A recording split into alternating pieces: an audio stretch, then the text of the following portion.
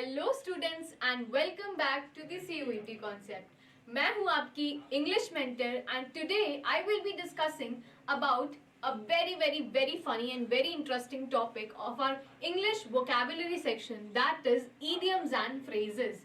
तो what are idioms and phrases? तो idioms and phrases को हम लोग हिंदी में क्या बोलते हैं? मुहावरे। ये आप सभी को पता है। तो ये जो मुहावरे होते हैं वो हम अपने डेली लाइफ में हमेशा यूज करते हैं।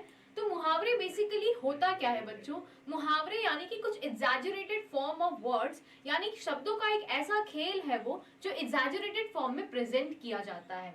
अब वो एग्जैजरेटेड फॉर्म को हम समझे कैसे, उसका क्या अर्थ है, उसको कहाँ यूज करना है, ये सब आज हम डिस्कस करेंगे। और वो जो शब्द हैं उनको कैसे गेस करें कि इसका मतलब क्या है, या फिर ये इस सेंटेंस में क्या मीनिंग समझाने की कोशिश कर रहा है, ये सब आज हम लोग डिस्कस करेंगे।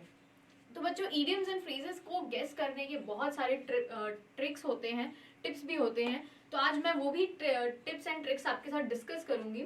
वेरएस जैसे कि कुछ एग्जांपल ले लें अगर, तो जैसे कि मान लो मैं कहती हूँ कि तुम तो ईद के चांद हो गए। तो ईद का चांद यानी क्या होता है बच्चों?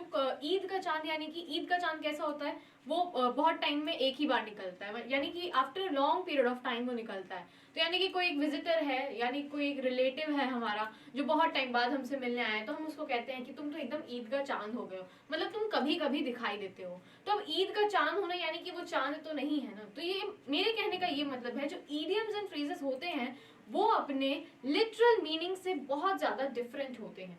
अब जैसे कि हम एक और एग्जांपल ले लें, मैं कह दूं कि he is apple of my eye, तो मेरे आंखों का वो तारा है, ठीक है। He is apple of my eye. तो apple of my eye, that doesn't mean that my eyes have apples instead of eye balls, है ना। तो मेरे कहने का बस ये मतलब है कि एप्पल ऑफ माई आई वो अपने लिटरल मीनिंग से कंप्लीटली डिफरेंट है। वैसे ही कुछ मुहावरे आज मैं डिस्कस करने वाली हूँ, कुछ ऐसे मुहावरे जो थोड़े से फनी हैं, थोड़े से ट्रिकी हैं, और मैं आपको बताऊंगी कि CUET में कैसे कैसे टाइप के मुहावरे बेसिकली देखने मिलते हैं। तो आज मैं जितने भी क्वेश्चंस लेके आई हूँ वो आपके प्रीवियस ईयर क्वेश्चंस में से उठाए गए हैं, तो उन सभी को आप बिल्कुल भी मिस आउट ना करें। जैसे कि यहाँ पे लिखा हुआ है कि from competitive exam point of view idioms and phrases holds major importance, यानी कि कॉम्पिटेटिव एग्जाम में इडियम्स एंड फ्रेजेस जो है उनका सबसे ज्यादा बड़ा रोल है, मेजर रोल है। अब ऐसा क्यों है बच्चों? क्योंकि जो इडियम्स एंड फ्रेजेस है ना, ये थोड़े से ट्रिकी से होते हैं। तो अब ये जो ट्रिकीनेस उनका जो होता है ना, ये मजबूर कर देता है कि हाँ, इडियम्स एंड फ्रेजेस भाई भर भर के डाल दो एग्जाम के क्वेश्चन पेपर में। It usually appears in tricky form. Idioms and phrases is one of the most interesting topic from the vocabulary section. जितना ये ट्रिकी है उतना ही ये इंटरेस्टिंग टॉपिक भी है। अगर मैं डिस्कस करूं कि इससे कितने पेपर आए हुए हैं, सॉरी इससे कितने क्वेश्चंस आए हुए हैं, तो डेफिनेटली बच्चों आपको इससे बहुत सारे क्वेश्चंस देखने मिलेंगे। जस्ट बिकॉज कि ये टॉपिक इतना इंटरेस्टिंग है, थोड़ा फनी सा है एंड थोड़ा रिलेटेबल है हमारी डेली लाइफ से। So you can approximately find out +3 questions in your every exam, यानी कि आपको 3 से ज्यादा क्वेश्चंस idioms and phrases के देखने मिलेंगे। These idioms and phrases can be in the form of error correction also, यानी कि जो आपका error correction वाला पार्ट है, आप लोग वहां पे भी इसको देख सकते हो। error correction वाला पार्ट हो गया, या फिर आपका रीडिंग कॉम्प्रिहेंशन वाला पार्ट हो गया। मतलब यानी कि ये जो idioms and phrases हैं, ये इन टॉपिक्स में भी कहीं कहीं छुप के बैठे हुए रहते हैं, और हमें इनको एनालाइज करना होता है, इनके रिलेटेड आंसर्स को, इनके रिलेटेड क्वेश्चंस को आंसर करना पड़ता है। जैसे कि if I discuss this with you, तो हम अपने क्वेश्चंस पे आते हैं। तो अगर मैं क्वेश्चंस डिस्कस करूं, तो जैसे कि सबसे पहला हमारा है कि अ मैन ऑफ स्ट्रॉ। तो बच्चों, आप सबसे पहले इस पिक्चर को देखो और इस पिक्चर को देख के गेस करने की कोशिश करो कि ये पिक्चर बताना क्या चाहता है। यहाँ पे एक आदमी है जो बहुत ज्यादा पतला है और वो थका हुआ भी लग रहा है मुझे, और मुझे लग रहा है कि वो मुड़ा हुआ भी है, ठीक है। तो अ मैन ऑफ स्ट्रॉ का क्या मतलब हो सकता है? अ मैन ऑफ स्ट्रॉ, जैसे मैंने कह दिया यार वो he is a man of straw, ठीक है। He is a man of straw का क्या मतलब हो सकता है? जैसे कि वेरी वीक पर्सन, या तो वो बहुत ज्यादा कमजोर इंसान है, ठीक है, या फिर टायर्ड पर्सन, ठीक, बहुत ज्यादा वो थका हुआ है। फेल्ड पर्सन, हारा हुआ पर्सन, या फिर a person who has nothing left, जिसके पास अब कुछ भी नहीं बचा है। तो अगर हम इसे हिंदी में कन्वर्ट करने का ट्राई करें, तो क्या है बच्चों? माचिस की तिल्ली इसका हिंदी मुहावरा है। तो हम कहते हैं ना यार वो तो एकदम माचिस की तिल्ली जैसा है, यानी कि वो बहुत पतला है, ठीक है। ही इज वेरी थिन, वो बहुत ज्यादा पतला है, ठीक। तो हम इसको किससे रिलेट कर सकते हैं बच्चों? तो अगर मैं इसका राइट आंसर आप सभी को बताऊं, तो इसका राइट आंसर क्या है? अ वेरी वीक पर्सन, यानी कि बहुत ज्यादा कमजोर इंसान को हम कहते हैं अ मैन ऑफ स्ट्रॉ। ठीक, अ मैन ऑफ स्ट्रॉ यानी कि a very very weak person. ठीक, ये क्या है, ये इंसान बहुत ज्यादा वीक लग रहा है, ऐसे कि कुछ खाया पिया ना हो, बहुत पतला हो गया हो। ठीक, तो a man of straw means a very weak person. आते हैं सेकेंड हमारे क्वेश्चन पे। तो हमारा सेकेंड क्वेश्चन क्या है, ए बी सी। ठीक है, जैसे हम लोग कभी कभी पढ़ते वक्त हम लोग कहते हैं ना, यार मुझे तो फिजिक्स का पी भी नहीं आता है। ठीक है, अब ये फिजिक्स का पी भी नहीं आता है का क्या मतलब होता है कि इतना बड़ा फिजिक्स है बट मुझे उसका स्टार्ट ही नहीं आता है, यानी मुझे उसका पी ही नहीं आता है। वैसे ही ये ए बी सी भी है कि यार मुझे क ख ग घ भी नहीं आता है। ठीक, तो हम हिंदी में इसको कहें तो क ख ग होगा। ठीक, अब जैसे कि इसके ऑप्शंस देख लीजिए, तो टू रीड केयरफुली, ठीक है, एकदम ध्यान पूर्वक पढ़ना, या फिर टू अंडरस्टैंड हिडन मीनिंग, कुछ छुपे हुए शब्दों का मतलब पहचानना। ठीक, टू डू यूजलेस थिंग, या फिर वेरी कॉमन नॉलेज। ठीक है, तो इसका राइट आंसर क्या होगा बच्चों, तो इसका राइट आंसर हम बोले तो हमारे पास उस चीज का कॉमन नॉलेज नहीं होता है, इसीलिए हम कहते हैं कि I don't know the ABC of that thing. ठीक है, या फिर जो भी आप जिसका भी आपको एबीसी नहीं आ रहा है, आई don't know the ABC of that thing. ठीक है, जैसे कि अभी आप लोग को क्या है, अभी आप लोग को सीयूईटी नहीं पता है, आप लोग इसका प्रिपरेशन नहीं कर पा रहे, तो आप लोग ये बोल सकते हो कि I don't know the ABCD of CUET. ठीक है, तो ये शब्द यहाँ पे, ये सेंटेंस यहाँ पे फॉर्म हो सकता है। तो option D will be the correct answer. Now let us move to our third question. तो हमारा थर्ड क्वेश्चन है हार्ट एंड सोल। ठीक है, हार्ट एंड सोल। तो अगर हम इस पिक्चर को देखें तो इस पिक्चर में क्या कर रहा है, एक लड़का बहुत मेहनत से पढ़ाई करने की कोशिश कर रहा है। ठीक है, he is struggling to work hard. ठीक है, तो हार्ट एंड सोल को अगर हम हिंदी में देखें तो क्या होता है, दिल और जान से। ठीक है, यानी कि दिल और जान से कोई भी काम एकदम अच्छे से करना, फुल डिवोशन के साथ, फुल हम अपना हमारी पूरी की पूरी मेहनत के साथ। ठीक है, तो अगर इसके ऑप्शंस देखें तो टू ट्राई अटमोस्ट, यानी कि बेहद मेहनत करना, या फिर विथ फुल डिवोशन। ठीक है, पूरे के पूरे मेहनत के साथ करना, one and the same thing. ठीक है, हार्ट एंड सोल का मतलब ये भी हो सकता है कि one and the same thing, heart and soul. ठीक, फिर इंटीमेट कनेक्शन या फिर इंटीमेट कनेक्शन। ठीक है, तो मैंने आपको बताया था ना कि लिटरल मीनिंग तो इसका नहीं हुआ, तो इंटीमेट कनेक्शन वाला ऑप्शन तो वैसे ही एलिमिनेट हो जाता है। आते हैं हमारे राइट ऑप्शन पे। तो हमारा राइट ऑप्शन क्या होगा बच्चों, मैंने बताया कि कोई भी कार्य एकदम दिल और जान से करना, यानी कि विद फुल डिवोशन। तो option B will be the correct answer for this question. ठीक है, now let us move to our next question. देखो बच्चों, अगर आप लोग एग्जाम के पॉइंट ऑफ व्यू से देखो ना, तो इतने ज्यादा टफ क्वेश्चंस नहीं आते हैं। If you are appearing for CUET तो the questions will be the level of your class 12th, and if you are appearing for CHS exam then the question level will be accordingly matching with your class 10th का level. ठीक है, तो moderate level के questions होते हैं idioms and phrases के, so we don't need to get we don't need to get afraid about it. Okay, आते हैं हमारे फोर्थ क्वेश्चन पे कि ब्लो हॉट एंड कोल्ड। ठीक है, ब्लो हॉट एंड कोल्ड का क्या अर्थ है, जैसे कि अगर आप ये चित्र देखें तो वो यस भी बोल रही है, वो नो भी बोल रही है। ठीक है, यानी कि वो किसी बात को एग्री भी कर रही है और वो किसी बात को डिसएग्री भी कर रही है। तो ये जो एग्री करना, डिसएग्री करना, कंफ्यूजन क्रिएट हो जाना कि यार मैं इसका साथ दूं कि मैं उसका साथ दूं, मुझे समझ नहीं आ रहा। ठीक है, तो क्या हो गया, तो ब्लो हॉट एंड कोल्ड का मतलब हो गया ना घर का ना घाट का। ठीक है, ना वो इस साइड है ना वो इस साइड है। ठीक है, वो दोनों ही साइड है, तो ना घर का ना घाट का। ठीक है, जैसे कि इसके ऑप्शन में क्या क्या है, टू सस्पेक्ट। ठीक, वेदर चेंज होना। ठीक है, मौसम का बदलना, आयरन एंड स्टील। तो आयरन एंड स्टील का तो इस क्वेश्चन से कोई कनेक्शन ही नहीं बैठ रहा है ना, आयरन एंड स्टील का तो कोई कनेक्शन ही नहीं बैठ रहा है। फिर अगर देखें हैविंग नो स्टैंड, तो having know stand will be the right answer, because ना हम इस साइड है ना हम उस साइड है, कभी कभी हम दोनों ही साइड है। तो हैविंग नो परफेक्ट स्टैंड, यानी कि कोई भी एक चीज का साथ ना देना, is blow hot and cold. ठीक है, I hope you are getting up till here. Let us move to the next question. To born with a silver spoon in one's mouth, यानी कि अगर आप अगर आप ये पिक्चर देखें तो इस पिक्चर में क्या है, एक छोटा बच्चा है, उसके आसपास बहुत सारे पैसे रखे हुए हैं और वो चांदी के चम्मच से खा रहा है। ठीक है, he is eating with a silver spoon. ठीक है, तो इसका मतलब क्या होता है, to be born in a rich home.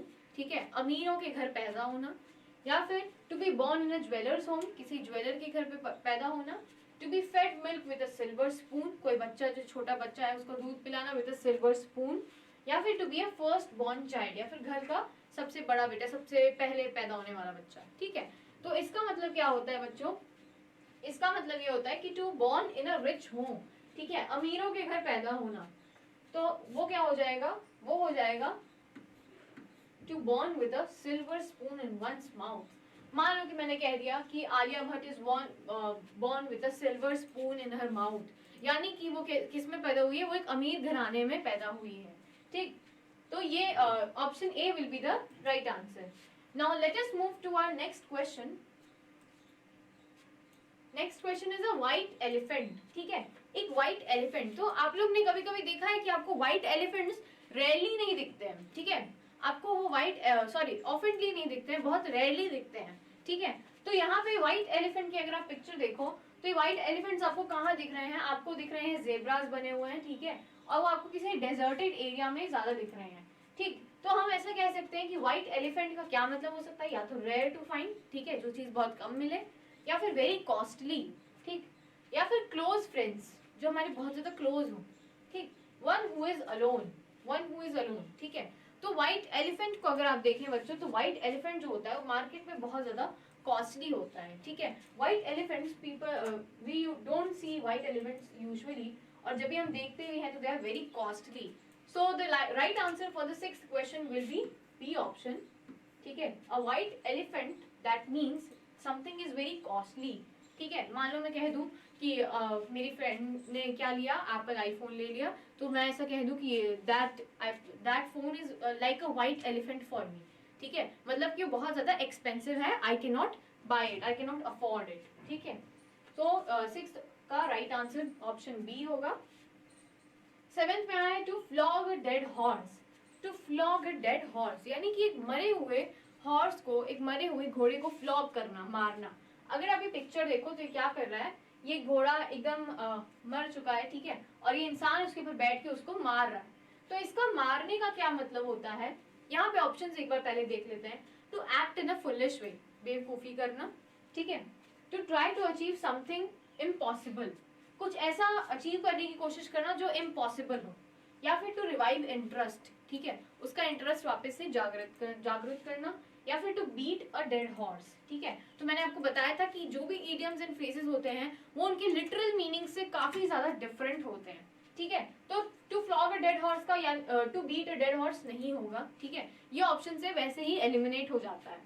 अगर मैं इसका आप लोग को मतलब बताना चाहूँ तो फिर देखो, अगर ये हॉर्स मर चुका है, ठीक है, और फिर भी मैं उसको मार रही हूँ कि भाई जग जा, मुझे आगे पहुंचना है, मुझे आगे पहुंचा दे, तो ही वोंट रिवाइव, है ना, मतलब वो वापस से मरा हुआ हॉर्स वापस से तो आएगा नहीं। तो I am trying to achieve something which is impossible, ठीक है, मैं एक इम्पॉसिबल कार्य करने की कोशिश कर रही हूँ। तो इसका सेवेंथ वाले क्वेश्चन का राइट आंसर होगा option B, that is to try to achieve something impossible, ठीक है। सेवेंथ वाले ऑप्शन का, सेवेंथ वाले क्वेश्चन का right answer will be option B, ठीक है।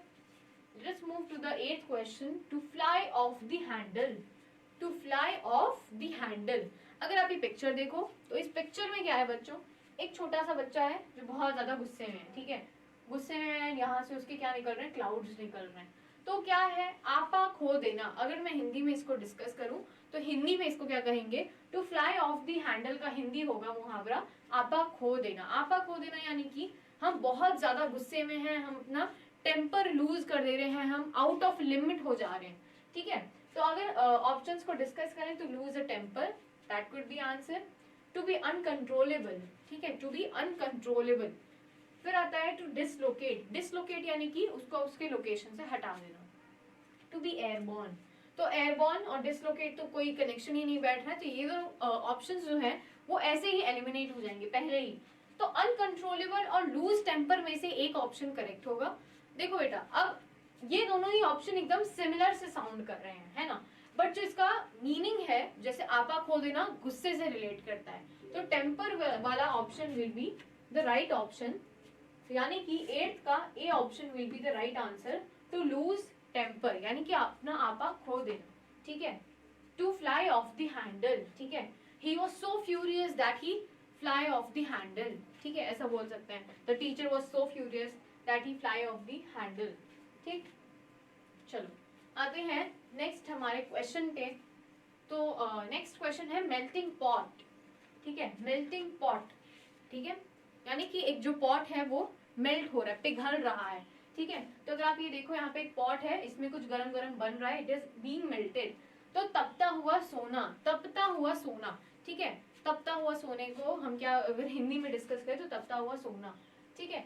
तो यानी कि जो तपता हुआ सोना होता है बच्चों, वो क्या होता है कि वो पिघलता है और फिर वो अपना अलग आकार लेता है ना। अगर आप एक देखें तो अगर किसी सोने को हम लोग क्या करें, उसको हम मेल्ट करें, तो हम उसको क्यों मेल्ट कर रहे हैं, उसके पर्पस क्या है मेल्ट होने का, क्योंकि हमें उसको नया डिफरेंट शेप देना है जो और अच्छा दिखे, है ना। अगर हम जब भी जेवर वेवर बनवाते हैं तो हम अपने पुराने सोनों को ही पिघला के नया सोना नया बनवा लेते हैं ना, नए शेप्स में, नए आकार में। तो इसका मतलब क्या हो सकता है, एन अर्थन वेसल या फिर अ कुकिंग यूटेंसिल। तो मैंने कहा था कि ये जो होगा इडियम्स अपने लिटरल मीनिंग से बहुत डिफरेंट होता है ना। तो इसके लिटरल मीनिंग्स तो वैसे ही एलिमिनेट हो जाएंगे, तो A and D option will be eliminated. फिर है circumstances in which things may change greatly, ऐसी एक स्थिति जिसमें आगे जाके कुछ बड़ा अच्छा बदलाव आएगा।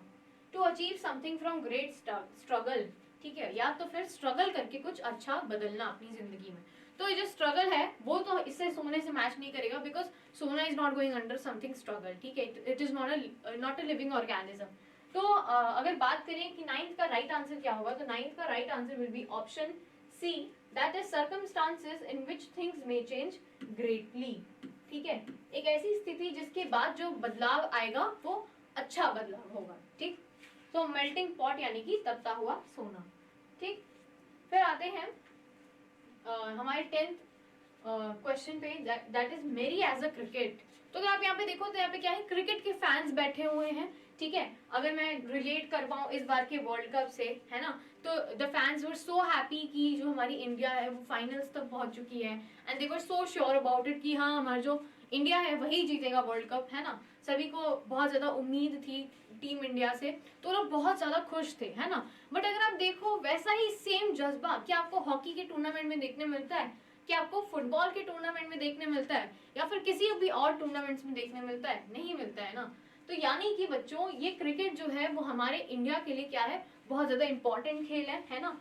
सभी को इसको इंटरेस्ट के साथ देखता है, बाकी स्पोर्ट्स से ज्यादा इंटरेस्ट इसमें बैठता है ना। अगर इसके ऑप्शंस को डिस्कस करें तो अ फेमस स्पोर्ट, ठीक है, to be carefree, to be extremely cheerful, या फिर टू डांस एंड सिंग, ठीक है।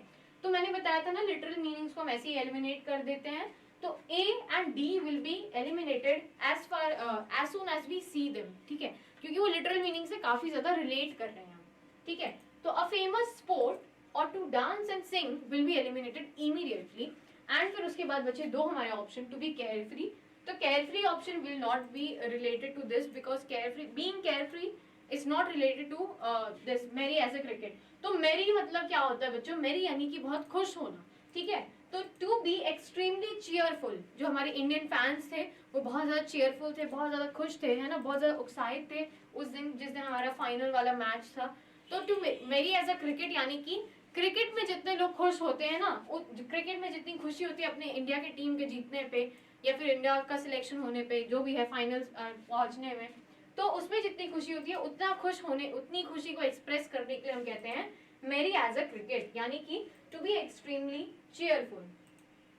तो ये बच्चों कुछ ऐसे क्वेश्चंस थे जो आपके सीयूईटी पॉइंट ऑफ व्यू से बहुत इंपॉर्टेंट थे। ये आपके प्रीवियस ईयर में ऑलरेडी आ चुके हैं, ठीक है, और भी प्रीवियस ईयर के बहुत सारे सेट ऑफ क्वेश्चंस हैं मेरे पास जो मैं अपने लाइव क्लासेस में बहुत ज्यादा डिस्कस करती हूँ। इडियम्स एंड फ्रेजेस वाले चैप्टर बहुत इंपॉर्टेंट है, और भी वोकैबुलरी की जितने भी सेक्शंस हैं सभी बहुत इंपॉर्टेंट है, क्योंकि ये सब ग्रामर से ही निकल के आते हैं। तो अगर बच्चों if you are preparing for CUET and if you want to ace your CUET exams, you can surely join our online learning platform, that is CUET Concept. We have started with our sure selection batch.